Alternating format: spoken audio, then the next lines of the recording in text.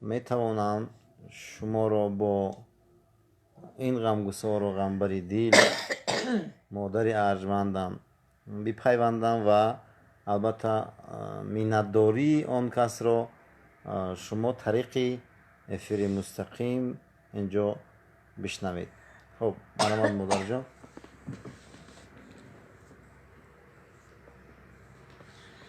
سلام علیکم فرزندهای عزیز من، دوستای دور و نزدیک، همه شمایان را به این زادروزی 69 سالگی و امروز یک روز شد 70 سالگی همتان را دعا میکنم که الها 70 سال عمر من و با 70 سال بر شمایان زم شود و 140 ساله شویدم.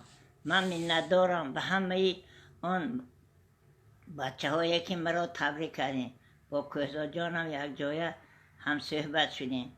منم با شمایان هم صحبت شده گفتنی هم که ای گلی باغی مرادت مردا نوری صفا، هر کجای میروی این فتحنا پیش و همراهت خضر و مددگارت علی یارت خدا، هر کجای میروی خیرون رو و سالم بیا.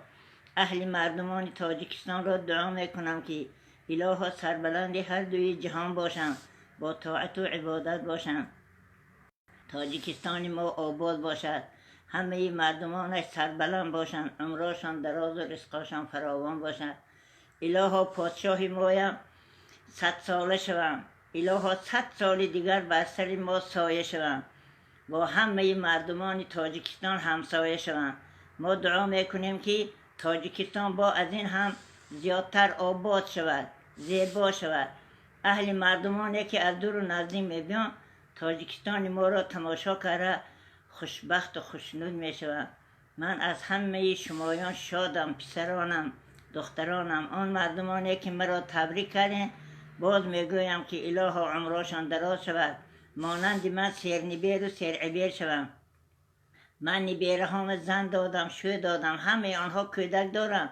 الها شمایان هم مانند ما سربلند باشید، با طاعت و عبادت باشید، عمراتان دراز و دسترخاناتان پرفیض و فتوح باشد. خوشبخت باشید هم بشککوی ما. سلامت باشید مادر جان. ما نیز دعا میکنیم که شما همیشه همین گونه در کنار ما باشید و شاید که برخی افتخار از دولت و ثروت بکنن و شاید برخی که افتخار از هنر بکنن و شاید برخی دیگر افتخار از